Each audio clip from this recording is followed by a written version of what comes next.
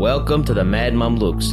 I'm Mahin, and along with me today are my co-hosts, Sheikh Amr Saeed and Sim. Today we've got a very special guest on our program, whose name I'm not going to mention yet, but before we get into the actual content of the podcast, I'd like to say that on the Mad Mamluks, we don't discriminate on who we bring in as far as the person must be really famous, or if they're really an unknown, we won't say no to them either. And this brother is someone that most people in our community won't know. But I decided to bring him on for this reason. He's going through a process right now. And he's not a hafiz or an alim or a CEO of a major corporation. But inshallah, the way I see his life going, I see a lot of those things happening for him in his future, if Allah wills it. And we don't praise anybody above Allah Ta'ala, but I do definitely think he is, one of the gems in our community. So without further ado, I want to introduce brother Salman Razzaque. He is a good friend of mine. I've known him for about the last 7 years. A Chicagoland native who attended undergrad at Stanford University in the Bay Area, and then is currently a management consultant at McKinsey and Company, which is the world's #1 most prestigious management consulting firm, and some could argue the most prestigious company to work for anywhere globally. So without further ado, Salman, welcome. Jazakallah khair for coming on. Assalamu alaikum. Walaikum salam. Thank you for having me on. Absolutely. I want to start, let's go back to your high school days. You went to high school like Morgan Park Academy on the, somewhere on the south side, right? And then, you're from this group in the South Burbs for the most part.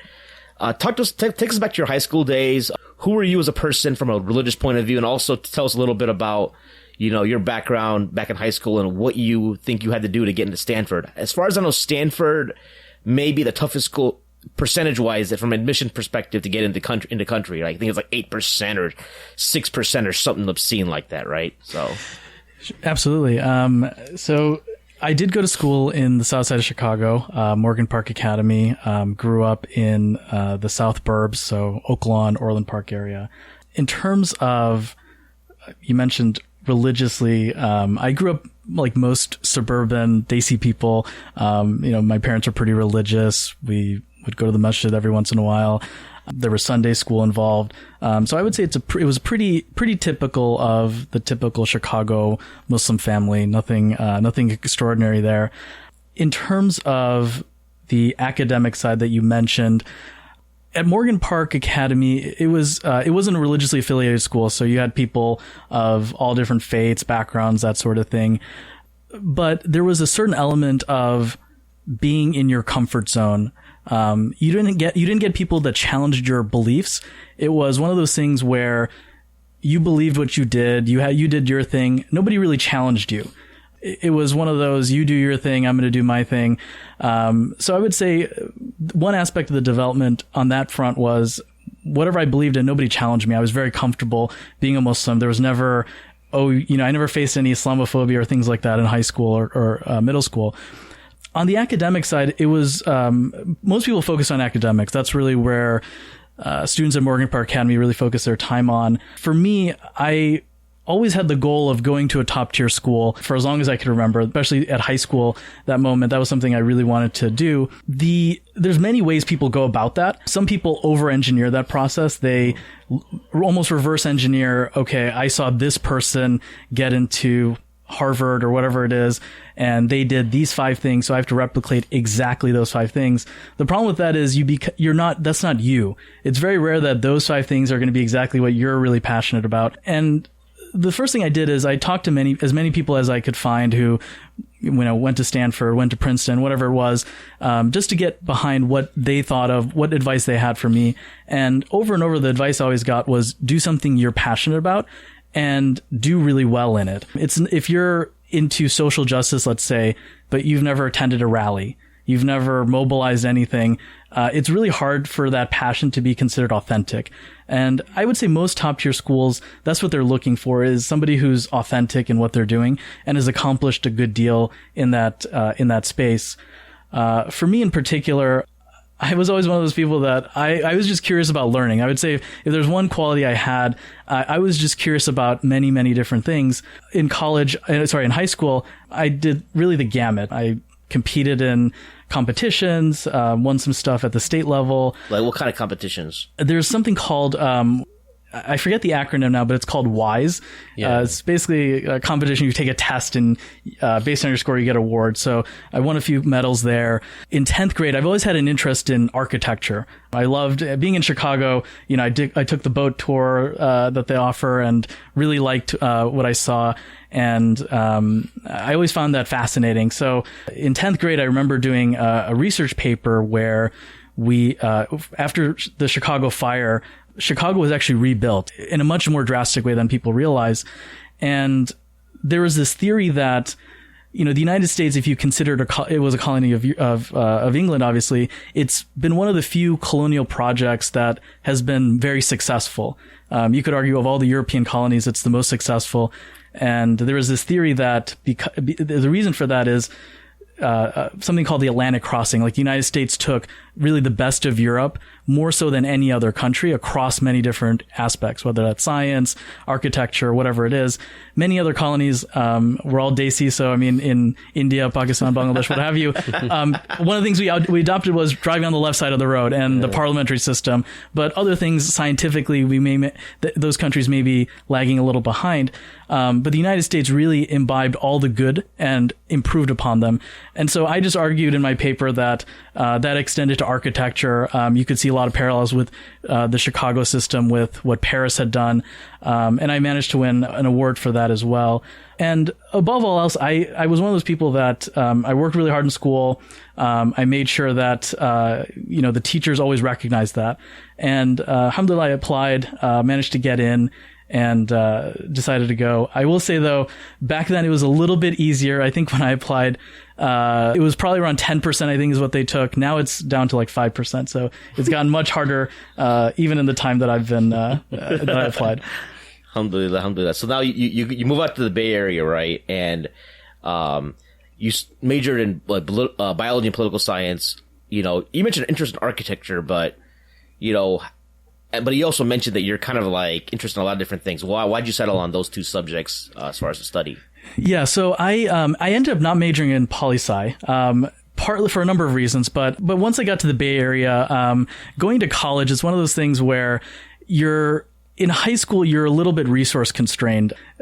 If you want to take up fencing, that doesn't exist in many high schools. If you want to play polo, for example, that also doesn't exist in many schools. You go to college, all of that is available. It's really hard to not to want to do everything and actually try to do that. So I would say the first couple of months, it was a little overwhelming. You have everything at your fingertips. You're, on campus, you're living in a dorm. So you're spending basically 24 hours a day, essentially, at school. So it does get really draining. Many people don't think about it that way. So certainly I used my first 2 years at Stanford to really feel out, what I wanted to study. I didn't have a set goal of, I want to do bio. I was good at bio. I found it very fascinating as a subject. And I also found political science really interesting as well. One of the advisors that I still keep in touch to this day, he had served under President Clinton's cabinet. And I went to him and told him, I'm thinking of majoring in biology and political science. And he asked me, well, why do you want to do that? That's a lot of work. Why would you do that? And I didn't have a necessarily good answer for why I wanted the two. Because his argument was, do you want to go into law school? Is that what you're trying to do? And I said, I didn't know. I said, maybe. He said, you realize you don't have to major in anything to get into whatever it is you want to do. It's very unlikely that your major is going to make or break it. Very few people out there major in what it is they end up doing. So just do what you want to do and use that extra time to do the other subjects you want to do. Because if you major in something, you have to take this list of courses. You can't just take whatever you want. So biology was something he actually pushed. He said, get a technical degree. And if you really care about political science, you and I will sit down and we'll do like a one-on-one. You'll read a book and we'll discuss it. And honestly, by the end of it, we'll even do papers and everything. So you'll have all the learnings of a degree without the actual paper form. So I ended up majoring in biology for that reason. So with that being said, that's like I don't know, Sheikh Amr, Sim, how the communities we grew up here in Chicago or in Ohio, the Desi mentality is completely contrary to that, right? Like, as far as like what you study, it's like, if you tell someone you're going to study like sociology, right? and then or history, like that's useless. Like, obviously, I mean, you ended up studying biology, which, and we'll get into this a little bit later, which kind of trends into medical school, right? For the most part, for most people, especially Dacey's. Talk a little bit about that whole mentality a little bit in our community that kind of maybe sounds like it's wrong. Sure. The way I would think about it is, at the end of the day, you have to make yourself happy. My dad, one of the things that I've always appreciated is my parents have both been very supportive of everything I've done. They've, like many Dacey parents, I'm sure they would have had a preference for career paths or what have you. But something my dad always told me is, at the end of the day, you're the one who has to wake up at 5 a.m. and go do your job. And if the only reason you're doing it is because somebody 10 years ago told you that by doing it, you're going to have this status, you're going to have this much money, it's a really bad reason to go. You're not going to want to get up some mornings, and that becomes an issue. In terms of, you mentioned the Dacey mentality that can sometimes take over. The one thing I would say is, you know yourself better than anybody else. You almost have to bet on yourself. You have to understand that if you've always had high aspirations, you've always done well, why would college suddenly change any of that? Like, what I mean is, if you're always a top student, let's use that as the example. Just because you major in history, why is that suddenly an indicator you're going to fail? If all your life you've always been top of your class, you've done very well, most people would look at that and say, whatever it is you major in, you're probably going to do fine. If you're, middle of the road, let's say, you're probably going to, go through that. Whatever it is you've historically done, you're going to probably perform at that same level, even in the future. Yeah, and I think that's mainly with the older generation as far as going through a specific career path. I mean, I think that's kind of just dying out now. It's not as it was when we were younger, I think because there's so much diversity now, and there's so much productivity with youth in different professions. I don't think do you guys think it's that big of an issue now anymore? Well, the thing, I still hear it a lot. Like when I talk to like my parents or like my in-laws or, their generation. Yeah, it's the older generation. It's not our generation. Our generation, I think we figure for our kids, it won't be an issue, right? Yeah. But it's still there. But you think about it, you had to deal with it.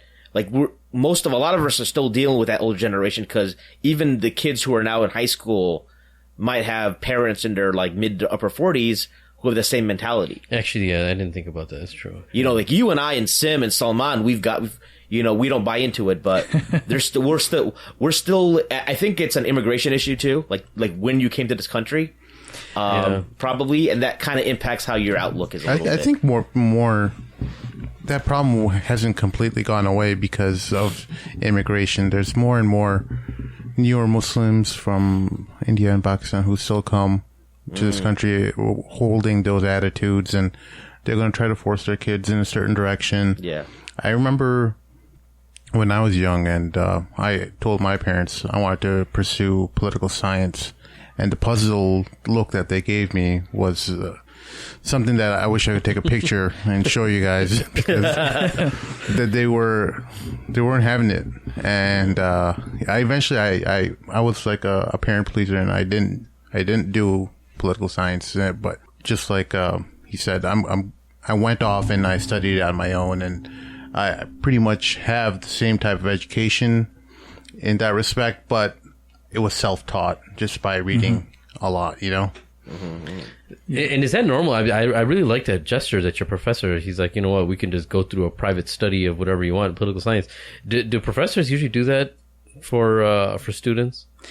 Like basically he would certify you without, Like an ijaza. Yeah. I guess so. I mean, there'd be no paper or anything. The thing I found is, you should always ask. I don't ever see the issue of wondering theoretically, is this possible? You just ask, and if they say no, then you have your answer there. I think the issue with that is you're really doing it for the love of the knowledge. You're not getting, like, nobody's ever going to recognize that as, oh, political science. No law school is going to say, oh, you didn't get a degree, but, you and your professor studied and he claims that you know all this stuff about political science. That probably won't work, but you're doing it because you're really fascinated by the topic, I would say. Cool. So now religiously, now Stanford, back to Stanford, you know, and I come from a very conservative MSA, Ohio State, on the opposite spectrum. I heard Stanford is a very liberal MSA. I remember we've talked about it in the past. Talked a little bit about MSA. What kept you on track. MSA wars. Kept you on track during that time. I know you alluded to like the association with some shayuk out in the Bay Area, but talk a little bit about that. Yeah, so Stanford certainly is more liberal than other MSAs. When I talk to friends who have gone elsewhere, you know, Stanford is the first time in my life I've encountered a Shia person. You know, I was at a prayer and this guy comes up, puts a stone next to him, and I was so confused. I'd never seen that before in my life. So, you know, Stanford is one of those places where it's good. There's a good aspect to it. I like that there isn't this infighting within the community of, oh, you're this, you're that. I think most people recognize that, look, there's not many of us. There's probably like 100, 150 students who identify as Muslim at Stanford. At the end of the day, we all want to pray Jummah. We all want to, you know, do our thing. We're not going to solve this issue that has existed for however many years in an afternoon or something, or 4 years that people are there. Right. It's a good way of looking at it. Yeah. And so that was one good aspect of it. In terms of keeping on track, you know, in college, I think I alluded to this earlier, where in high school, at least my high school experience, nobody really questioned your faith, like beliefs that you hold dear to your heart. But college is really the first time where that aspect was questioned. People asked, okay, you believe in this? Well, why? That doesn't make any sense to me. And there were a lot of questions that I personally wasn't well prepared for or hadn't thought about. And the very first time I was dealing with these questions was when I was, you know, 3,000 miles away from my family, other support systems, everything that I'd built since I was a kid. And so, you know, for me, I certainly questioned a lot of things. You know, with the MSA, I did the nominal things. I hung out with people, but it wasn't, I certainly think spiritually I wasn't at the same level that I was in high school. And I think that's what really when you start to wonder how much of it was, to use a sports analogy, the system or, you know, the personal person, right? The player. Because I think at home, obviously your parents choose your beliefs, whether you're, you know, a vegetarian. If your parents are vegetarian, you're going to grow up vegetarian. If you're Muslim, Christian, whatever it is, you're going to be that religion. But once you go off on your own, you still operate as if you're in the system. And then you quickly realize, actually, that system's no longer there. I can pretty much do whatever I want because that system isn't there. So I certainly went through a period in college where I was wrestling with questions that perhaps other people had already answered in high school. I certainly hadn't. So the MSA wasn't necessarily the strongest guiding force in that way, because I mentioned it was more of a community. It's come in, let's talk, let's hang out. On Sundays, sometimes we do Quran circle, but there wasn't a scholar. It was, hey, let's read the Quran together, read the English translation, and how does it make you feel? You know, nothing very structured in that regard. And certainly I think what helped in the end, for me personally out of that situation, is I just thought logically, many people often get into this weird limbo zone where it's, I don't necessarily understand a lot of the stuff about Islam, but I'm not ready to be outright and reject the faith. So you're in this like limbo zone where you're half doing things, you're half not doing things. And for me, I'm never a person that I never like to be in that zone. So for me, I had to decide, okay, if, for example, let's just assume under the assumption that Islam is not real. What would that mean? Well, that means that the Prophet ﷺ would have lied. Waliyadu billah.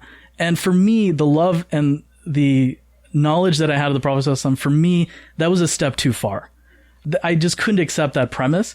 And so then very quickly it became, okay, I'm not understanding these issues correctly.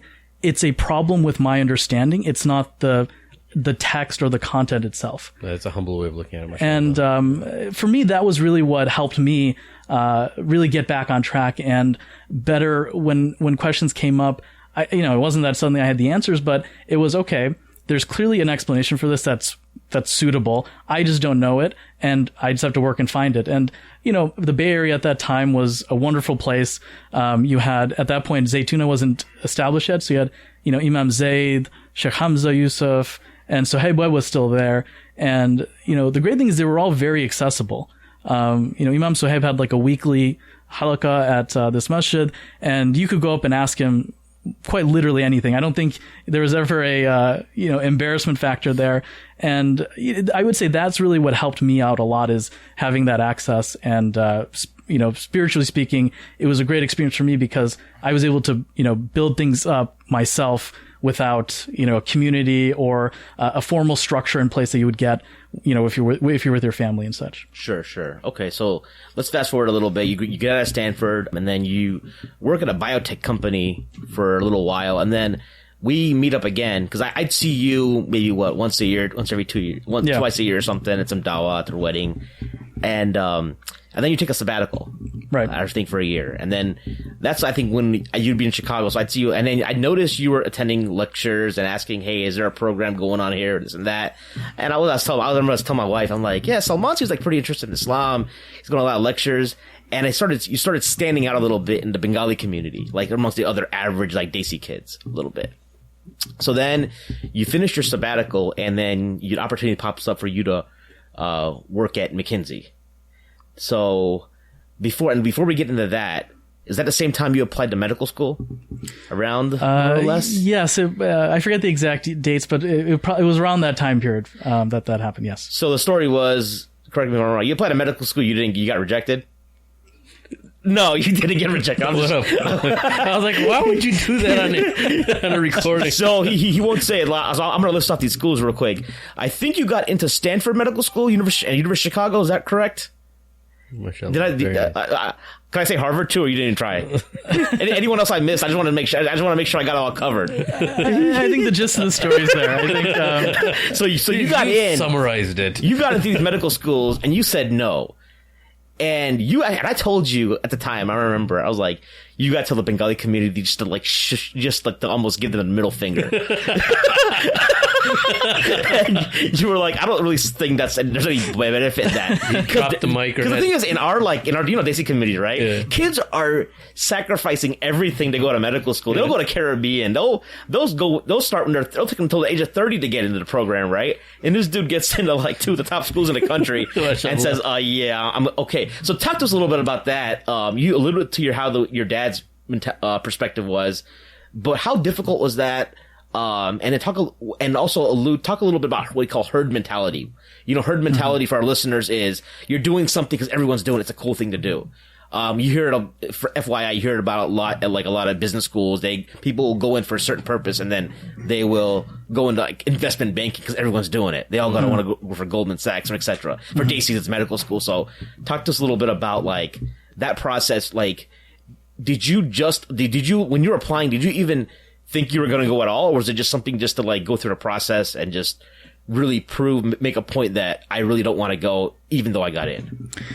It's a good question. I don't think it was ever about proving anybody right or wrong. For me, it was so I should backtrack. The whole point of applying to medical school and things like that was, like I mentioned, my dad certainly, and my parents, I think both would have had a preference. I think just like they're just like every other Desi parent. And for me, my dad just said, "Hey, listen, you've already done the requirements because as a bio major, you get a lot of that done. You have the capabilities to want to go. So apply and see what happens." And I certainly had so I took the time to apply. Mainly, I hadn't eliminated it as a career option quite yet.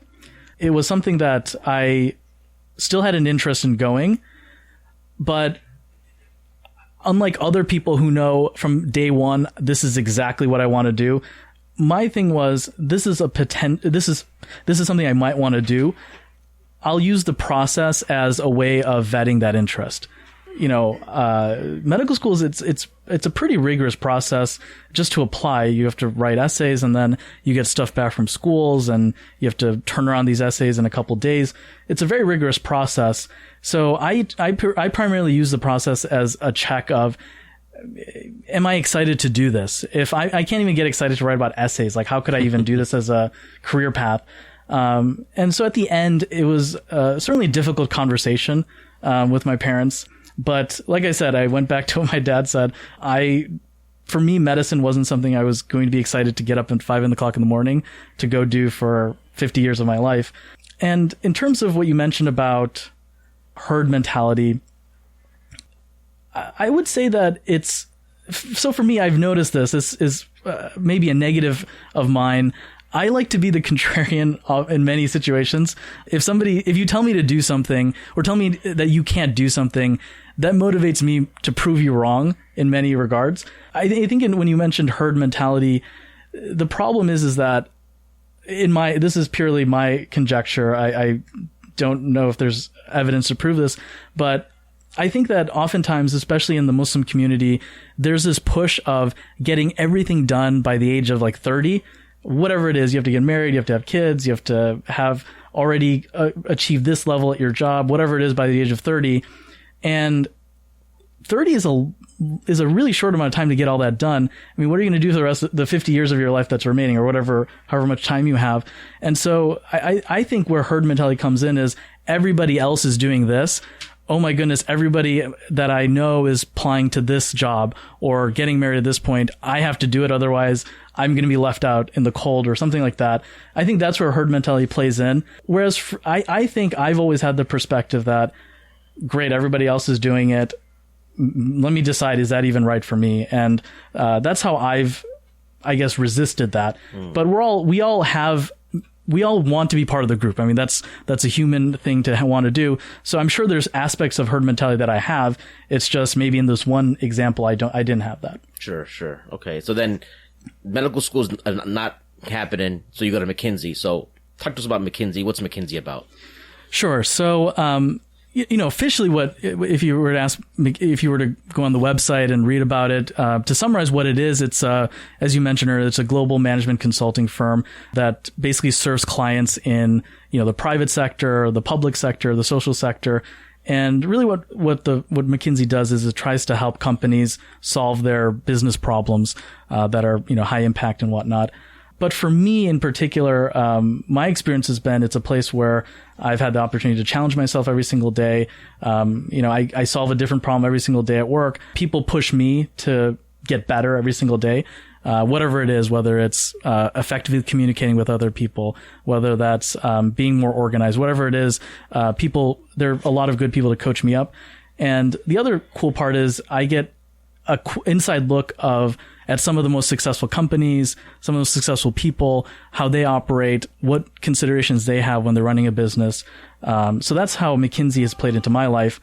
As for the process that you mentioned, since medical school medical school, I should mention, is a very long process. It's like a year before you even start. So around that process, I had reached out to a recruiter that I knew from from Stanford, who does a lot of on-campus recruiting. And she put me through the process, and I was able to get a job offer at the end. And it was a tough decision at that point, because it was, do I do this medical school thing? Do I do this McKinsey thing? In the end, I just thought there was a couple of things that I thought of. One was, like I mentioned, there was that excitement factor. But the other thing was, if you think about the Muslim community, there's a ton of people. I think we got the medical field down pat for a very long time. And so, something like McKinsey, maybe not as many people can do, and I've had the opportunity to do it. So that was also another factor for me to want to join. And I've also made most decisions in my life based on the people, whether it was college. When I was deciding between colleges, I visited the people, and if I liked the people, that's where I wanted to be. The particular people I met at McKinsey were really great, so I decided to sign on and have worked there for 2 years now. Yeah, man, that's an awesome example of, and I mean this in a positive way, kind of like a roller coaster ride. Yeah. And the achievement, obviously, of medical school, it wasn't of getting into medical school. It wasn't like, okay, I'm going to prove a point that I can get in. It's like, you know what, I got up to here, and just something I don't want to do, right? And I think some people, if they were in that situation, they would think, oh my God, my life's over if I don't do this. So I have to, but alhamdulillah, everything happens for a reason. Someone may have envisioned your dream to be something, but you found it in something else, right? I think that's amazing how that happens with all of us. We don't realize that it's happening in these little personal battles that we have in our life, and even like our goal in our life, right? But it's happening all the time. And Allah subhanahu wa ta'ala is taking us away from something and bringing us to something else, and that's the same concept of dua, right? We make a dua, we want something to happen, but Allah subhanahu wa ta'ala is not actually granting it to you because he's answering your dua in a different way, right? He's actually doing something else for you that you can't see right now. You may not even see it in this dunya, right? So I mean, I'm just seeing this as an observation of kind of like your life. And I think, from our own lives and from other people's lives, these are some of the lessons that we take, it's pretty fascinating actually. What I'm more curious about, when you're debating going to all these medical schools, why keep on applying to all these different medical schools when you're not entirely sure? The way I would normally have operated was probably just apply to a couple and see whether I'm 100% decided, and then those admission fees are around $200 each or something every time you apply to one of these places. So I'm just wondering, like, what's the thought process behind that? It's a good question. I didn't apply to many. For me, it was, these are awesome places. If I get in, I seriously consider going. So I limited it that way because you're absolutely right. It does get very expensive. And I'd like to spend my $200 on something else than, application fees, ideally. I had a quick question about, I'm going to skip the medical school portion and come back to McKinsey because I'm really interested in this. What do you do on a daily basis? Like what's your protocol?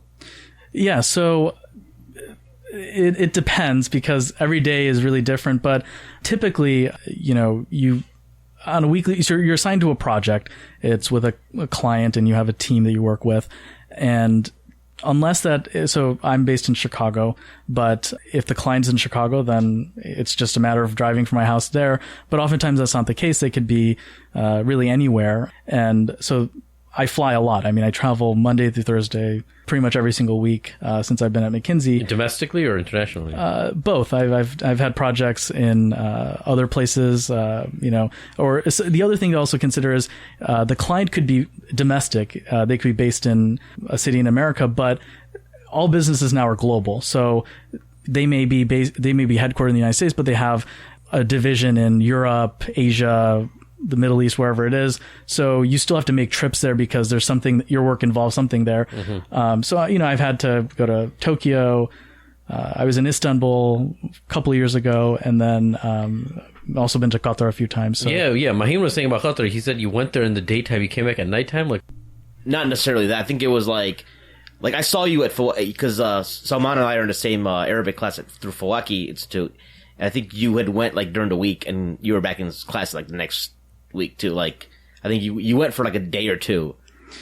Yeah, it was. I don't know if it was the same, leaving the same day. I don't know if that's possible, but it was as quick as turnaround as you could get. It wasn't the same day. I don't. I don't think. I think that at that point, I don't think there's enough hours in the day. But yeah, there was just a meeting. I had to be there for a couple of days, so I left. I think that Saturday or Sunday, and then flew back on a Thursday, and was back at this class the next Sunday. Okay, very nice, man. Very nice. So we'll talk about Fawaki later in your other endeavors, but what do you do so just so our listeners and for myself, what do you do in this consulting session? Are they all different, or are they in the same of nature? Do you work in a specific area that no one else works in? Yeah, I mean, management consulting is it's pretty vast. The term, is very kind of abstract and vast, and people don't really know. Well, what does someone do in that? Right. So I can give you an example of a project I've done. So there's a client we worked with who had this medical device product that was targeted towards people with a specific disease. The problem is that they weren't making any money on it. So they basically hired McKinsey to help them figure out, okay, why aren't we making money and how can we turn this around? So my job was to figure out what are other competitors doing. So talking to experts, doing industry research, reading analyst reports, that type of thing, and understanding, okay, these are the broader trends in this medical device space, and what can our client do differently that could boost sales? And so that was the big problem. But That's of course, generally kind of what you do with every company that you're consulting. Exactly. It's usually one question you're trying to solve. Okay. And there's a reason why I'm asking, but continue. Yeah. Yeah. And of course, that's way too big of a problem for one person to solve. So you have team members who tackle individual components. And at the end, we give a recommendation. We say, okay, look, we've talked to these experts who know this industry, this market very well. We've done this analysis that shows if you do this, you're projected to reach this goal. And at the end, in this particular example, what we suggested was, hey, look, you should actually do a joint venture, so co-invest with another company. And by doing this, they have some capabilities that could help your product do better. And then you have something to offer them that would be really beneficial for you. And together, you're actually both going to do really well, and you're both going to be really profitable. Or you could say you're overstaffed and you need to lay off 500 people. Get rid of them. No, I'm pretty sure you have to. And the reason why I'm asking is, you don't have to answer this right away, is when it comes to a masjid now, right? And I don't want a masjid to sound like a corporation, but if a masjid is not very successful as far as the people that are visiting or they're doing certain initiatives and a lot of people aren't coming to the masjid, it's that very management consultant toolkit that someone can use to bring a lot more traffic into the masjid, right? And make the masjid a lot more productive. So that skill set can be very well used for that. But not only that, I mean, even if you talk about if you're starting a certain initiative with a bunch of brothers, right? You guys are part of Fawake, which is, it's more academic. But if you see that there's a group of brothers, right, and they're involved in a certain type of da'wah, whether it be, like what Gain Peace does and, bring people into the fold of Islam or clarify misconceptions about Islam, someone of that capability of what you have, you can actually help those companies, right? You could actually be a consultant for them, right? And you can actually let them know, okay, you know what? This is what you guys are looking for. You're doing this completely wrong. So you can actually, you have that power to revamp somebody's whole entire method of doing something. Given the right set of data, though, right? I mean, you have to be given that data from a masjid, like, hey, these are our stats. They have to want change. You can't just say from the outside, like, hey, I'm a management consultant. No, I'm thinking on but I know what you're saying. Yeah. But I'm thinking from his perspective, he probably looks at, man, if I only had this kind of data, I can probably improve people who are coming to the mosque by 500%. You know? Yeah. So do you ever look at things that way? I mean, but the way I'm saying it is, I'm saying that masjids need to hire people like that. Oh yeah. Masjids need to hire people absolutely that have that same capability. You know what I'm saying? Because not only is it just bringing people into the masjid, but hey, what initiatives are feasible for a masjid right now? And this is our budget. This is the type of donations we get, but we want to exhaust all of our money so we can be the most productive and have the most progress, right? So what initiative for an example, would an Arabic class be feasible right now? Mm-hmm. Would a da'wah, would Islam 101 for new Muslims be? And if that is, then help us, get better at that. Or are we completely off base? Correct us. Feel free to Yeah, I mean, what you mentioned is actually very interesting because there are a bunch of Muslims at McKinsey, and we've actually done that. So with certain organizations, we've actually gone and helped them. I certainly do that as well. And in addition to my work my actual work that I get paid for outside in my own time, I've worked with many nonprofits, education organizations, things like that, to help them think through these issues. When it comes to the examples you gave with masajid and whatnot, I certainly think it could be very beneficial. And in terms of Sim brought up a good point of people have to want the change. Yeah. You'd be surprised that in many cases you could have the most amazing logical recommendation possible, but people don't implement it, and it's because they didn't buy into what you were suggesting. So it requires things on both ends. You need to have people want to do it. And then the easier part is, hey, this is what you should do. In terms of data, you don't have to mention your other Muslim organizations you or other associates of yours at McKinsey helped out. But what kind of data would they look at with regards to Muslim organizations? Wait, was it McKinsey itself that helped out, or was you guys as your own individuals wanted to help? It was the Muslims as an individual. Okay. Yeah. Cool. So in terms of data, the reality is that when you're looking at an organization itself, you want data to more as a support for your arguments, because really anybody can take an Excel document of financial numbers and very quickly figure out, okay, this is what the budget should be. That's not really interesting. What's more interesting is what are the insights that come from that. You're spending way too much on this part of in the budget. I'm making this up. You're spending way too much on this aspect. Well, what does that mean? What's the implication for that? That's what I think. What are your desired results, right? Are you meeting those results that right. The expectations that you're putting your budget towards? Exactly. Things like that. And with the organizations themselves, in terms of data, what I usually like to see is how many people are attending. Some of it is very qualitative. Like with an organization, I just suggested, okay, when you're done, when you're doing your work, whatever program it is, ask people for feedback. Something as simple as that of, hey, are you really likely to come back to this organization? On a scale of 1 to 10, how likely you are. And the insight part of that is somebody could take that. This goes back to your point, Sheikh Amr. Somebody could look at that. Okay, we had people score from 1 to 10, how likely they are to come back. And a bunch of people said 7. So the conclusion is, oh, great, people like it. If you look at a lot of studies in social psychology, that actually means that they're not going to come back. Because there's something called Net Promoter Score. It's you can look it up online. But basically what it says is, and a lot of companies use this, is unless somebody is super enthusiastic, so unless they're scoring a 9 or 10, those people are really going to promote it. They're going to say, this event was awesome, you should totally come. They're going to post on Facebook, that sort of thing. The people who are 1s and 2s, those are going to negatively detract. They're going to go out and tell people, don't go to this.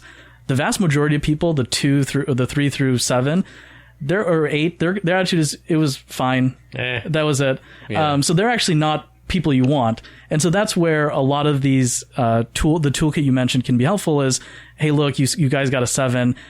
I agree that's more quantitatively above average, but actually in terms of social psychology, that actually means people weren't that excited. It was kind of a okay event. So you're looking for 9s and 10s all the time. Exactly. And if you don't want to hurt anyone's feelings, but you want to let them know that you're not going to come, give them a 7. No, that's awesome. That makes you want to get that high achievement all the time, the 9s and 10s. Yeah, absolutely. You got to keep that in mind. Hey, no ratings of Mad Mamluks at 7s, all right? Doesn't matter. I mean, he's already a Mad Mamluker, so he's going to help us. He's going to make everyone. I'm talking to our listeners. You're a Mad Mamluker now. You know that, right? Once you're in, you're trapped. I already gave you the 5 stars voluntarily. That's a joke. Yeah, actually, Sheikh Amr, on that point, you've worked with a various amount of Islamic organizations. And Salman and I talked in the past about, like, we work in corporations, and Sim probably knows this too. It's like companies that we call corporate culture, right? And you guys have, like, studies, or you can actually rate companies on their culture. Have you ever done that with like Masajid or like Islamic organizations to see, like, because I think a lot of times when we're talking about masjids and the vibe there, we're talking about the culture, right? Absolutely. So many people, when they think of McKinsey, they think of what Sim mentioned. It's it's a very strategic thing. You're not profitable, so you need to do this specific thing. But McKinsey does a lot of things, and one thing that I've done many studies. This is called organizational health. So it's the idea of it's essentially the health of your organization. How healthy is the culture of your organization? We can all think of amazing companies that everyone wants to work there. They, do give you all these cool perks. That's, if you want a quick and dirty thing, those would be examples of very healthy organizations. And there's other ones where you mention the name and people are like, no, I can't go there. They don't even know how much they're getting paid, what the job is. But immediately there's this perception of that culture is so bad that nothing you give me can possibly be worth going there. And so that's organizational health in a nutshell. I haven't done this with any masajid or anything like that, but McKinsey does have a free organizational health tool that everybody can do. If you Google it, I'm sure you'll be able to find it. But it's basically a set of questions that you can answer, and you can get a good sense of, do you have a healthy atmosphere for your company or for your organization? And the reason why people may care about this is that studies have shown that if you have a healthy organization, you're actually likely to do better like financial performance wise, you're much more likely to be profitable and do very well financially if you create a healthy culture. And it makes sense. A healthy culture, you're going to attract good talent. People are going to want to stay there. People feel like there's attributes of organization. So one of the dimensions, as an example, would be the organization is very open and trusting. So the idea there is anybody in the organization, it doesn't matter how junior they are, how senior they are, they can make a suggestion to the CEO of the company. And the CEO may not implement it, but the idea is that they've at least heard it out, and they make you feel like you've been heard. That's awesome. So things like that you can study. And that's don't you think you can make that parallel at our masjids, where if any person is able to be heard at the highest levels of the masjid, don't you think that the community members, they feel more empowered, they feel like they're more part of that community too? I feel like I'd be more interested in hearing from you in regards to what more other factors you've seen like that, that might be able to improve a masjid or other Islamic organizations, things that we're good at, things that we might be bad at, because I hate just talking about the bad things. We always talk about bad things in our, we Muslims need to do this, or the Muslims are not doing that. Yeah, we're so bad, bad to the bone. So, what other factors are there? Yeah, so you brought up a good point of some things that our communities already do very well. Something that I have always liked, and I think it's very unique to Islam, is the aspect of brotherhood. People who you've never met before, ever. You don't know anything about them, but just because they share the same faith as you, you have an immediate affinity towards that person. It's something that you don't necessarily get in other communities to that same level. For me, at McKinsey, I love the people, of course, but when I discovered one of the people working there was Muslim, he and I immediately became really good friends. He's much older than me. Normally speaking, if he weren't a Muslim, we may have hung out, we may have not, but because of that one small thing that we have in common, one small thing as in it's just one thing we have in common, that's opened up this whole thing. So I think there's that aspect that's really amazing, and I think that is the foundation of building a healthy organization. So creating that affinity towards one another, I think, is an amazing starting point, and something that the Muslim community should be very proud of and nurture that as much as possible. But in terms of other aspects beyond that, some of the other things is, it's related to the example I gave, but being receptive to feedback is another thing. It's important. There's an art to giving feedback that many people may not understand. Many people, unfortunately, have, in my experience from college onward, is they give you, the garbage sandwich. They give you, here's a positive thing, and then they give you the negative, which is oftentimes what they really think, but then they'll end with like a compliment. And most studies have shown that people find that very fake, because it's like, okay, why don't you just tell me what's wrong? Like, why end it with this compliment? It doesn't make sense. So there's an art to it. You tell people the positives, but you tell them the negatives, and you always frame it as, this is how your action made me feel. When you didn't hear me out on this suggestion I had last week, it made me feel not heard, versus you never hear what I say. Why can't you do what I say? Nobody can disagree with your feelings. How you feel, that's how you feel. I can't argue with how my actions made you feel, because that's personal to you. So when you make it as, this action made me feel this way, it opens up a conversation where you can talk about, okay, well, I didn't mean to do it this way, but since you feel this way, now I know for next time I won't act this way. So that's an easy way I found to give people feedback, where it doesn't feel combative, or one person feels bad, the other doesn't. It's always about the action and how it made me feel. We heard a lot about masjids kind of splitting up, and members of a masjid will go and create another masjid. From looking on the outside, sometimes you come to the realization that, hey, this might have been a good thing. Have you looked at it from your own experiences and seen that, hey, this is probably not a bad thing? Although right now it looks like it's a tough time for the community, this is probably a good thing in the long run, that this organization needs to break up. It's not being productive, and the community needs to move forward, and it has to move forward in separate directions. I don't necessarily know if I have any specific examples, but I certainly think that, just reading up on a lot of this, that's always an option. I don't think people should immediately jump to, oh my goodness, my masjid is breaking into two, because we all know examples of that. One thing in regards to that idea that you just mentioned, this idea of delayed gratification is really what you're talking about. It's something that it's a very fascinating thing for me. It's something I personally have a strong interest in it. And it's something that you find even in the Quran. One of the things I love is in Surah Al-Kahf, there's a lot of examples of that. So if you think of the story of the two orphans whose father passed away and the treasure is hidden under the wall. And, you of course read that and later Khidr says that when the two boys grow up, they're going to get this treasure. But I've always thought about the implications of that. The backstory to that is there's clearly a widow who is praying to Allah, making dua that I have two boys, I can't take care of them. Allah, please help us, give us the money. And it's not coming. There is all this money buried, but it's not there. And at that point, you could take it as, my dua is not being answered. I'm not getting what I want. But really what it is if you're given that money, people at the town that doesn't give somebody bread, they're going to steal this treasure. They're not going to give it to a widow.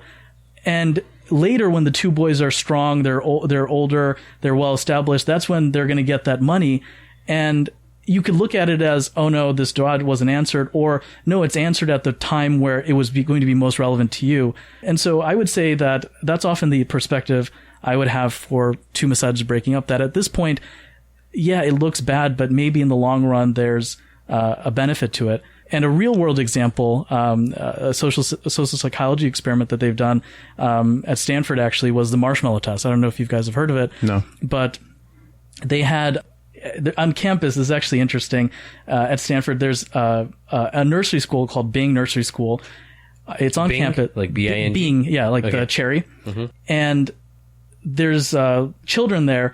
And as part of being on campus, the Stanford Psychology Department actually has permission to do psychological experiments on the children. There's nothing where the children are harmed or anything, like they're not, drawing blood or anything, but they're just observing their behavior. And as a result, many people want their children to go there because it's a really good school. But then the other thing is there's these interesting experiments. So anyway, send my son there. Have him commute already.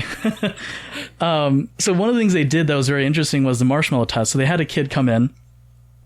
And they would say, okay, Maheen, I'm going to leave this Zabiha marshmallow on this table for you. And fish gelatin. With fish gelatin. And you can eat it now. I'm going to leave and come back. If you can eat it now, but if you wait till I come back, I'm going to give you 2 marshmallows. Mm. And so the experimenter leaves and he never comes back. He just sits behind the one-way mirror and watches the kid. And it's very fascinating. You got some kids who waited for like a minute and then just ate the marshmallow. They didn't have the willpower. There were some kids who had ridiculous willpower to the point where hours went by, the kid wouldn't eat the marshmallow. They would, the kid would turn their chair around so they weren't looking at the marshmallow. They would like sing songs. They would, do everything possible because in their minds it was, if I wait, I get double the reward.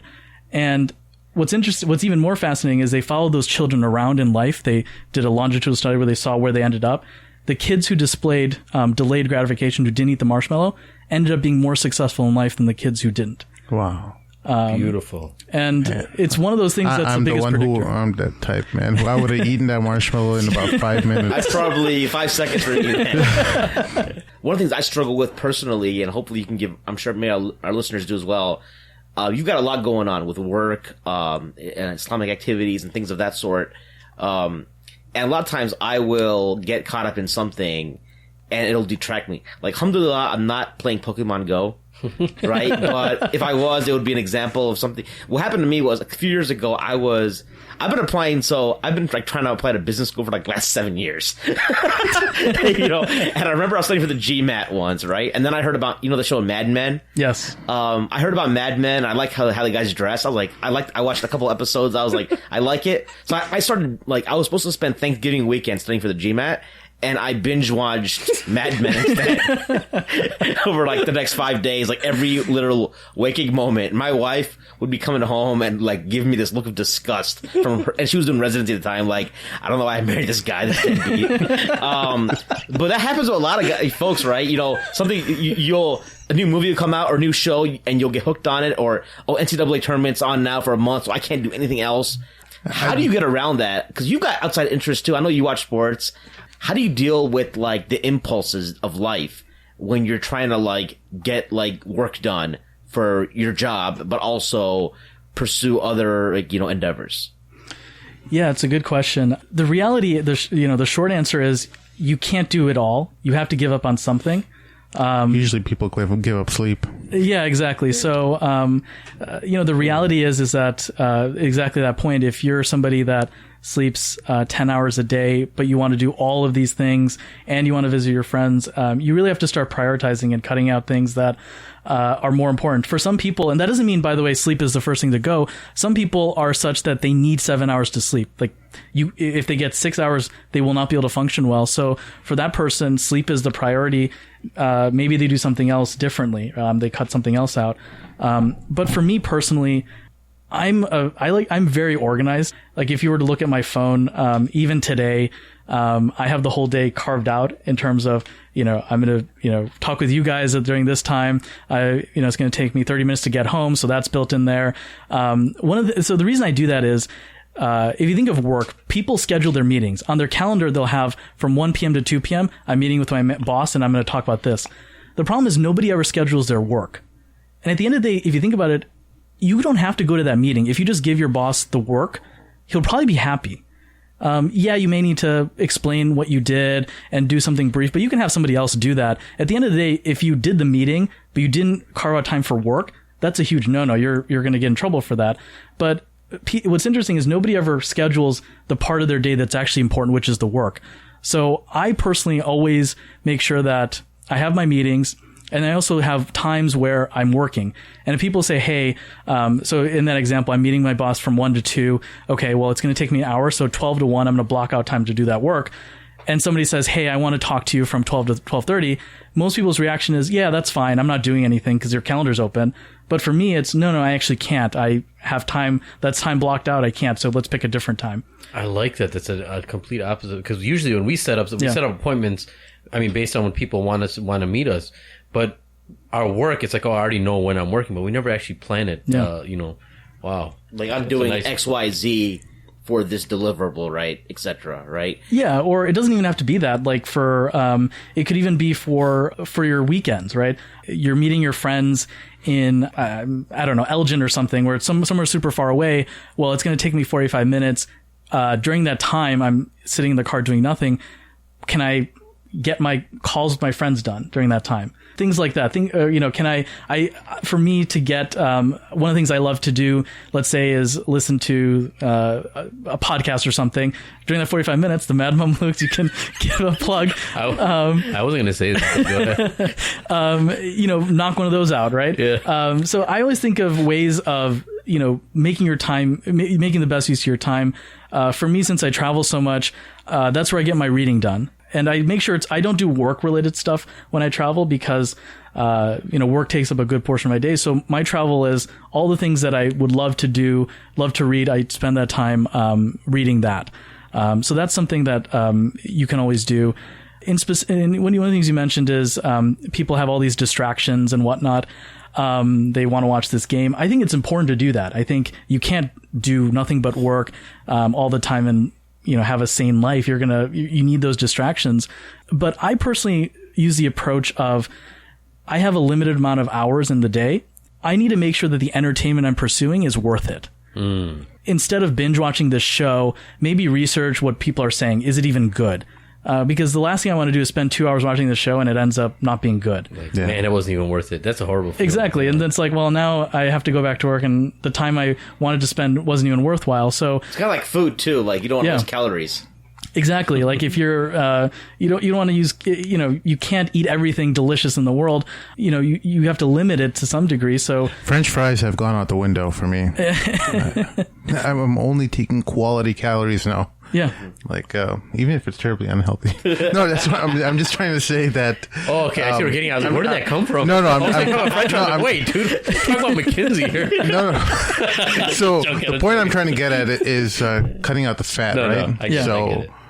Yeah, I totally agree with you. But what about situations where you were talking about some like the qualitative data, right? Where I feel like we as a community kind of work off of qualitative data all the time. We're kind of extreme in that, where, for example, the amount of charity organizations we have, does the data match that need is the question. Like, do we really need that many charity organizations, or could we have been working together and, working towards the same thing? Do you mean more from like a fundraising aspect, or? Well, I'm just saying that in terms of social attitudes, right, in our community, when do we put our arms around someone's shoulder and say, "Hey, I'm sorry to break your dreams, brother. This is not what you need to do. I'm going to break your dreams into tiny little pieces." But that's a difficult task. Yeah, because you see a lot of effort. I'm sure even in organizations, there's projects that organizations have, and companies are just pouring money down the drain, and we have so many examples of that. Like Microsoft for the longest time was criticized about Xbox and how much money they're just pouring down the drain just to compete against Sony in their PlayStation market. It's just an example. Mm-hmm. How do we have these conversations in our community where we kind of direct our resources in more efficient manners? Yeah. Do you feel, you understand what I'm saying? Yeah, no, I think it's a very good point. I guess just a structural problem is in many Muslim countries, there's the Ministry of Endowments. And, they decide this is what the country is going to do. The issue is in the United States, we don't have that, right? It's, I could start an organization tomorrow, and as long as I get the money, nobody's telling me, hey, there's this huge problem in the community that nobody's addressing. Why don't you do that? I think that it's definitely a tough conversation. To tell someone that, hey, look, this work that you're putting in, you spend a lot of time on, it's actually not worthwhile. It's really hard to tell somebody that. And nobody wants to. And nobody wants Even to. though the humanitarian thing would be to tell them that. Like, hey. But nobody wants to be the one who is on the receiving end of that person's tirade. How dare you tell me this? Yeah, I'm trying to do humanitarian work here. I mean, that's where I personally, the way I always view things is I have a group of close friends and family who can have real talk with me. Yeah. And they're the people who I listen to. If they have something negative to say, I take that much more seriously than if some random person comes up to me and says something negative. I really couldn't care less what that person thinks. I'm not going to pay any attention to that person or waste any time, because people are always going to have, those people always exist. You can't waste your time. So perhaps what I would suggest is perhaps everybody has that group of people who can have that real talk with you, that they listen to you. And when they come and say, hey, look, this organization isn't working, then maybe you decide, okay, I need to use these resources to do something else, or maybe it does make sense to shut down. Yeah. I mean, just from our own experience, starting up this podcast and stuff, you're always subject to so much criticism from so many facets of our listener base. There's so many people who love it. There's people who don't like it, and you're going to hear feedback from all kinds of people, and you're constantly trying to figure out, well, is there a way I can make everyone happy? And you come to terms with that. You're not going to make everyone happy, and there are going to be people who just don't like what you're putting out. And then you realize, okay, well, whose opinion do I take? Right. And then, at least from my own perspective, I have a few people that I trust their opinion, and I try to take advice from them and help me make the best decision possible, So I feel like if we as community leaders and masjids and stuff like that, we have that kind of exchange, and we have trusted people who we can reach out to in different cities and different masjids and organizations, all working together, trying to extract the best from one another and tell each other the truth. Like, hey, I don't think you're doing this right. It's your decision to make, but I'm only looking out for you. Yeah. And we can have these kind of conversations a little bit more easily. I feel like we could move forward a lot more faster. Yeah, man. I always wonder, though. I always wonder about that, and I don't think us as human beings are ever going to get over that. I think you have to be close to somebody to do that. Yeah. And even then, it's kind of difficult. Yeah, and then there's the issue of ego, which is a natural human tendency, right? And competition. Competition, yeah. You want to be I mean, a lot of times we have these organizations, right? Was because it's like there's so many, it's like, I want to run my own show. I try to deal with that organization's red tape. That's the excuse you might use, right? Yeah. And it's sometimes not even arrogance thing. Sometimes people think, hey, what I want to do is what I think is productive. These people are kind of holding me back. Sure, exactly. You know, and it's not always like, I want to run my own show. Right. I'm not saying that that's what you were alluding no, but to, that's another angle as well. Yeah, it's another angle. It's like, yo, man, I'm a productive dude, or I want to be productive, and these people are not letting me be productive, and that can cause a split in organization easily. Sure. I can totally see that happening. So, man, it is, I mean, now that we're talking about all these things, you start to realize how difficult some of these things could be to bring people together and, bring some progress, man. But someone's got to do it, Are there Muslims out there that are like, let's say, so for listeners, the big three consulting firms are McKinsey, Bain, and Boston Consulting Group. Bain is famous because Mitt Romney is the founder of Bain Capital. Does that sound about right? He didn't found it, but he was an early employee. But sure, that's largely correct. Yeah. So these are the big three, and there's a lot of alumni from these firms who are Muslim.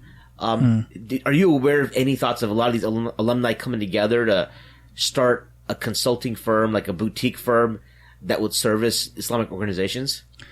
I don't know of any effort to do that. The one thing I will say, though, is I certainly have been able to meet a lot of... So here's one thing I will say many people don't know. There are a ton of extremely successful Muslims out there in the United States who have done amazing things. Just a few examples that many people may not be aware of. In California, there's many very famous venture capital firms that fund, Google and all these famous tech companies. Many of them are Muslim.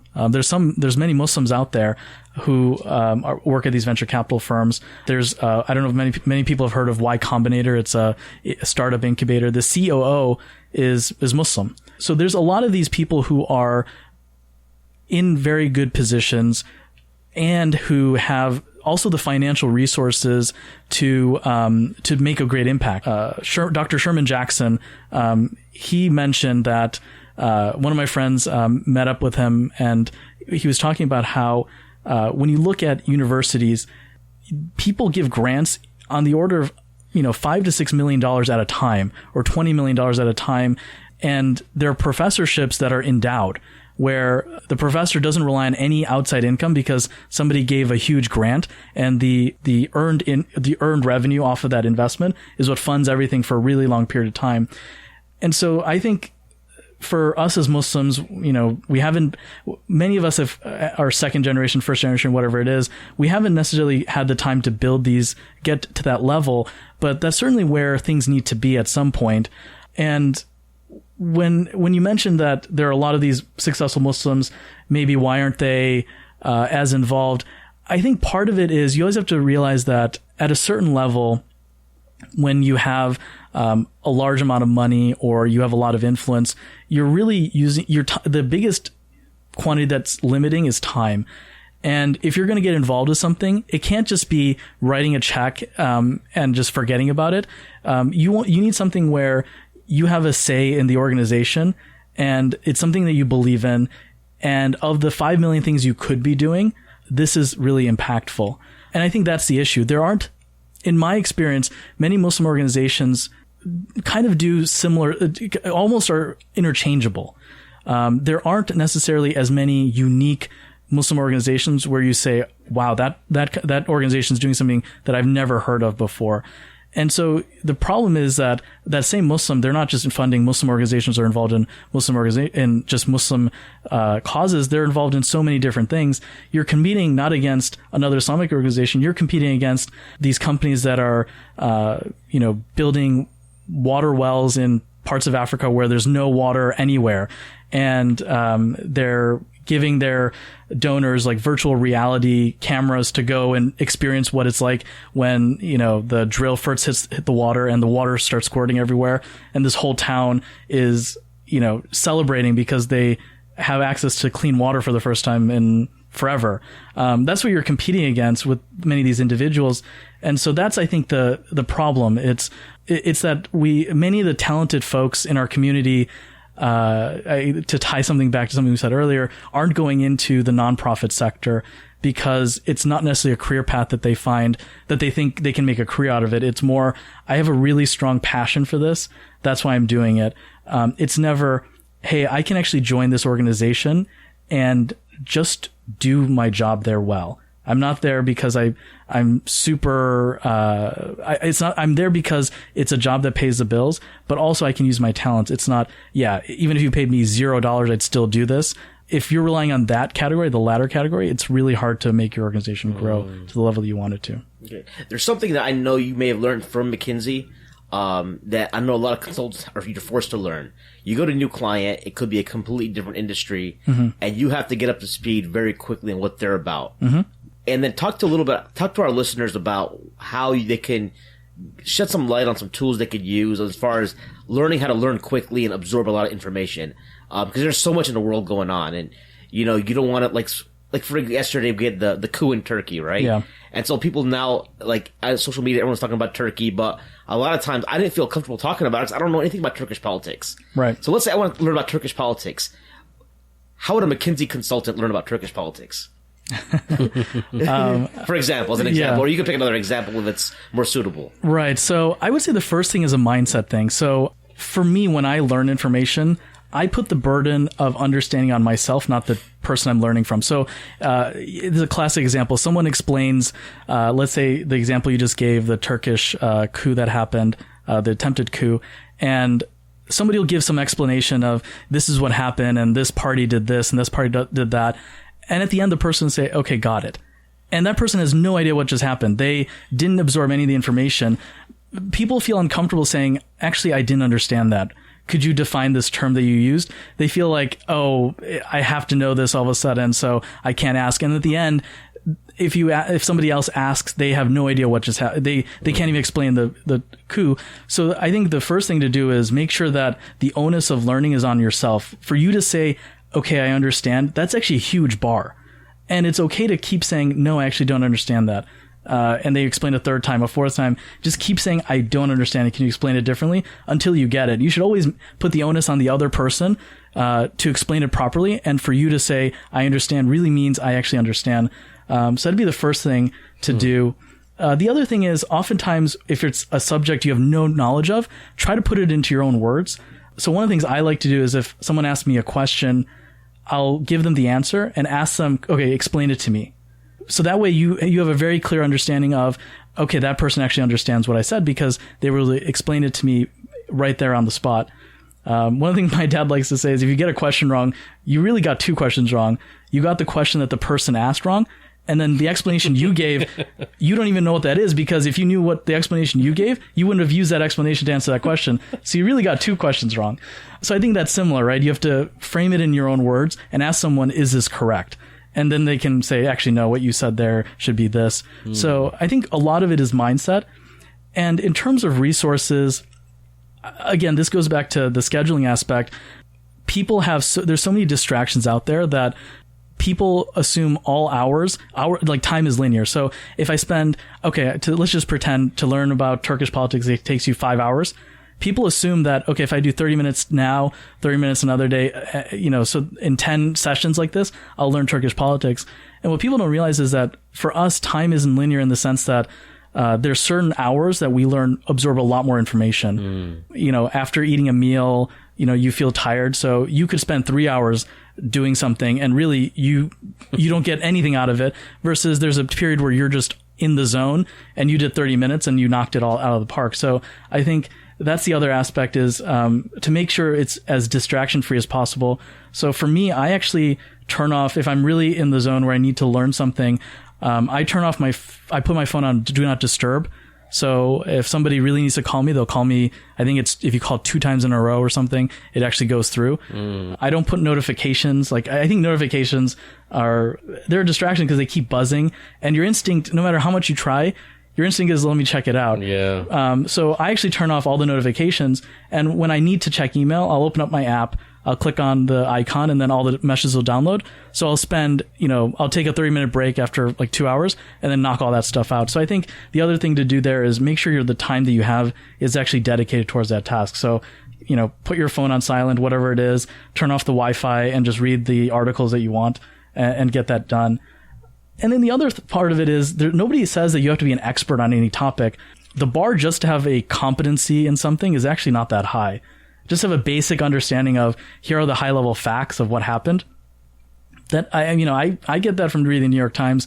The coup that happened, if we're using that example, I just know the facts that what the New York Times read about it, all the, intricacies of Turkish politics. It's fascinating, but I know I can't be an expert in that.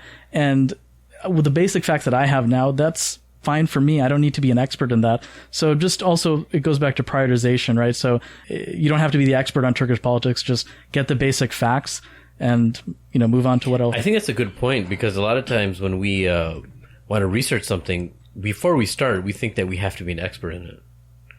Right? And we don't think about basics. Okay, what are 5 things I should know to know the basics of this whole entire thing? And I think, it's really important, man, because people get flabbergasted and they give up before they even start, I think, Yeah. And also in those uncles, when you're with uncles and they're saying stuff, oftentimes people feel like, oh, all these people know stuff. And if you question people, they really don't know. I mean, if you were to really dive deeper, it's sometimes not accurate. It's not even, it's a superficial understanding of the topic. Yeah. Right. So moving off McKinsey and back into like some of your personal stuff, Lou. So you're there for a year, and then alhamdulillah, you and I had the opportunity to go to Hajj together. Mm-hmm. And I think I joked with you about being on the podcast before, because I know you're studying Fawaki, Arabic, and you recently joined a Salam Institute with Sheikh Akram Nadwi. But you're also involved with an organization that we just started in Chicago, Maruf. So this is listeners, the story is we're at our first dry run for Maruf Chicago, and Maruf's an organization that started in Milwaukee. And we're finished up, we're at another brother's house, we're praying Maghrib. And this brother pretty much, we asked Salman to lead prayer for whatever reason. This brother should ask Salman, like, hey, so how much Quran do you know? He's like, I know, a bit. And then he's like, listen, man, how many Jews do you know? Like, this dude put him on the spot. And he was like, I know 10. And I was like, wait, what? I was like, when did you do this? When as a kid? He's like, I think it was like, no, last few years. Like, what do you mean, like 3 years? Like, yeah, about that. So you had Juz Amma when you started? So tell us about how you're doing Arabic, Sheikh Akram's class, and your methodology for and just Quran 3 juz while working 80 to 100, whatever hours you work in McKinsey. I know that it's not a 9 to 5 job, right? Yeah. How's that happening? Part of it is, like I said, I plan out my day as best as I can. I think it goes back to the idea of knowing yourself. I think oftentimes, I think I alluded to this earlier, there's this perception that you have to get something done by this age. There's nothing that says that. So for me, honestly, if you're talking about the Quran, memorizing a bit of the Quran, part of it is I just felt that I connect with my prayer better when I know what I'm reciting. It started really simply as that. For me, when Taraweeh came, it was really hard to focus if what's being recited, I have literally no idea what's going on. So it really started as something as simple as that, as, hey, okay, let me just learn a little bit more. So at the very least, for some portions of the night, I'll actually know what's happening, and I'll connect better in the prayer. But nobody says that you have to, the standard Quran memorization is in 2 years, you do a page a day and you'll get done in 2 years. Nobody said that that's the rule. You could take, Umar ibn Khattab took, I think it's 12 or 20 years to memorize Surah Al-Baqarah. There's nothing that says you have to do it by this age. So for me, I was really inspired really by Sheikh Ahmed Nuaina's story where I believe he's a pediatrician. I think he's still a pediatrician. And he memorized 2 lines per day. And that was it. But he made sure that there was no days off. It was just 2 days, 2 lines every single day, no breaks, which is pretty manageable. I mean, that's not difficult to do, but it was something very consistent. And I don't know how long it took him, but it wasn't 2 years, I'm guessing. So something like that is really where it started for me. Is one is, I think more importantly than anything, it's that I think I really felt my prayers get better if I know it's being recited. So that was really the reason it started. And then the second thing is, you can get started if I never finish, and I never finish. I mean, I'll put in the effort. Well, did you do like an ayah a day, or was it multiple ayah a day, or an ayah a month? I don't know. I'm just wondering. Yeah, so I usually do it in chunks. So there'll be a period because there's sometimes I'm on a project where it's a little bit more rigorous, so I have less time. But then there's some times where I have a little bit more time. So in those months, it probably averages out to maybe like 2 lines a day or something. But I'll usually do like in a section, in a period of time, I'll do like half a page or a page a day because I have the time. Other times I don't, so I actually won't do any of it, or I'll try to do at least a line or something like that. So I just break it out to whatever it is that I'm capable of doing, and just use that as my methodology. But I don't have a target of I have to memorize the whole Quran by this point. It may not even happen. I don't know. Well, how do you keep track of these overarching goals in your life? Like you want to learn Arabic, you want to memorize Quran. How are you? Is there like a graph or something that you're putting in your car, a sticky note on your steering wheel, saying, "Hey, don't forget your Arabic," or "Don't forget memorizing Quran"? A lot of these goals end up falling off. I make a lot of these type of goals, and majority of them fall off the table. Yeah, so one of the things is studies have shown if you write a goal down, you're much more likely to accomplish it. So actually on my iPhone, I have in the Reminders iPhone app, you can make lists. So I have lists for everything. So I have a list of these are the 10 things I need to get done today. And I'm one of those people that I get a lot of energy by crossing things off a list. Like if I have 10, awesome. I feel much better about myself if, I crossed off 3 things off my checklist that I need to get done in the day. That gives me a lot of energy, and I'm excited, and I have energy to do the rest of them. So a lot of these goals, I have them all written down, and I'm the type, I do have an Excel document for memorizing Quran that I keep track of. I did this page. I have this many pages to go. At this current pace, I'll finish by this point, or whatever. That's awesome, it is. Man. That is impressive, dude. That's the way to do it, I think. For me, though, it makes it real. Yeah. Because oftentimes people have, okay, I'm going to do this goal. Well, okay, well, what's the lead time? It actually takes 2 years to do this part of it. And then people have this tendency of, I'll just figure it out. And it never works. Whereas if you have a very rigorous schedule, even if you don't follow it, at least for me, it makes it more real that I've at least put in the effort and there's a actual plan in place that it can be accomplished. Right. As far as I know, for example, also you. I before the show we were talking like you're kind of like you do like an experiments on yourself, right? This guy randomly me text me. He's like, "Yeah, I've had meat all week, man. I feel great." So like, and that's very like uncomfortable for a lot of people. Or you cut out sugar, not completely, but you limit it. Yeah. Like when you go into these, when you make these decisions to do things like that, like what's the whole thought process there?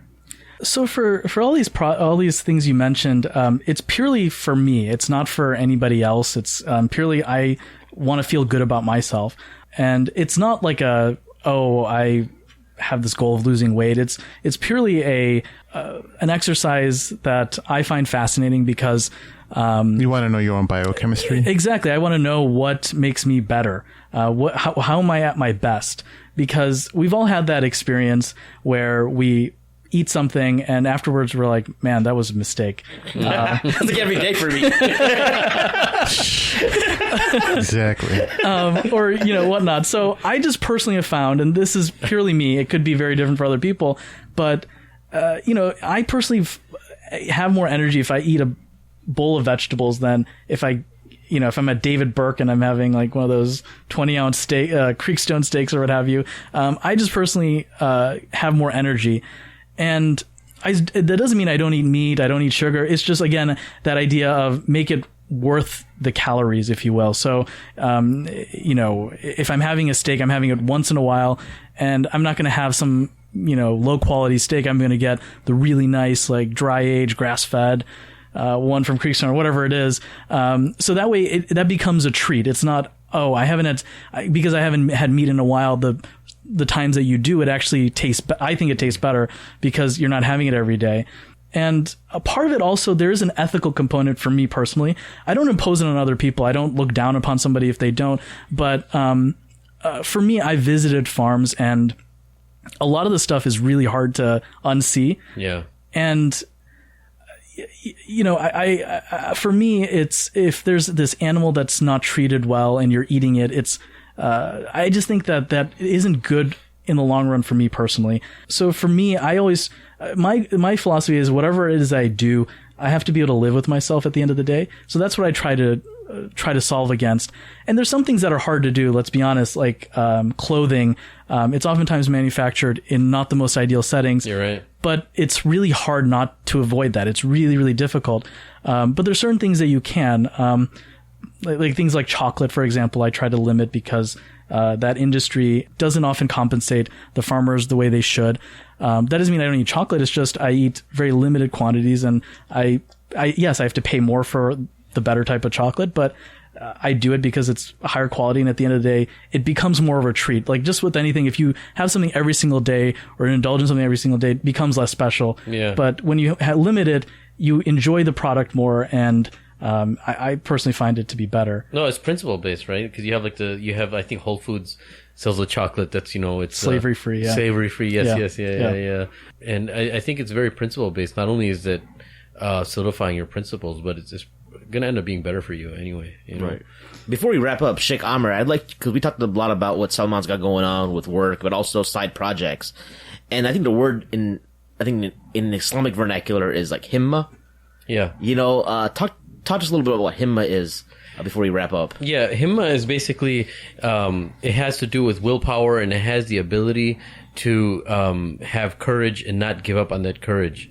And the series of questions that we asked him have a lot to do with the human being. He always wants to, if he's a healthy human being, obviously, he wants to keep on progressing, right?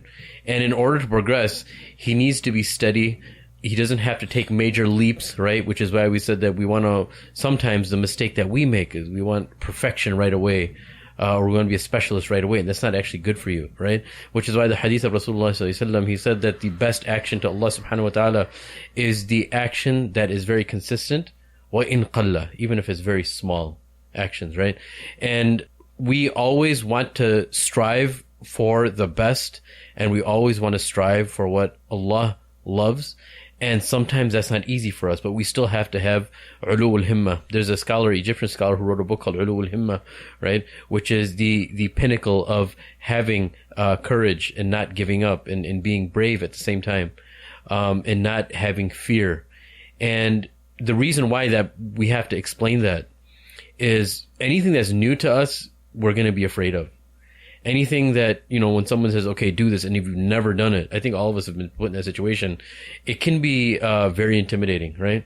And the first thing we have to understand is that if Allah subhanahu wa ta'ala put us in a situation, لا يكلف الله نفسا إلا وسعها, that Allah subhanahu wa ta'ala is not going to put you in a situation of something you can't handle. It doesn't mean that you're going to complete it, it just means you can't handle it.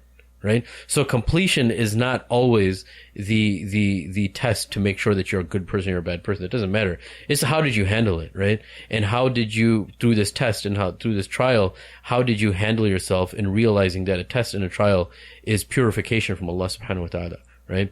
And you should never give up. And you see that even an ant, right? I think some of the examples that the scholars give is the ant, right? The ant, it never gives up.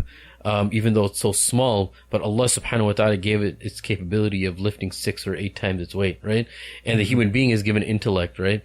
And if one thing doesn't work for him, he doesn't give up on his himma, on his courage, then he tries another way, right? And that's the advantage we have over other species, is that Allah subhanahu wa ta'ala gave us this intellect of approaching things in so many different ways, and we never give up. And that's why, we exhaust all of our options. And the same thing goes in relationships, right? And like marriage and all that kind of stuff. If one thing doesn't work for you, you're not just going to say, okay, you know what, it's over. The marriage is off now. You can't do that. You gotta, okay, did I exhaust this option? Did I go through this? Did I get counseling? Did I go through a scholar that may specialize in this? So himma and this courage has to do with not giving up and realizing you have lots of options, right? And that's just a portion of it. I mean, the book talks about so many different things. But it is very important as a believer to continuously strive for what is the satisfaction of Allah subhanahu wa ta'ala. And we never give up in that, right? And, in a nutshell, I mean, that's basically what I have to say about himma. But there's so many different approaches to having himma.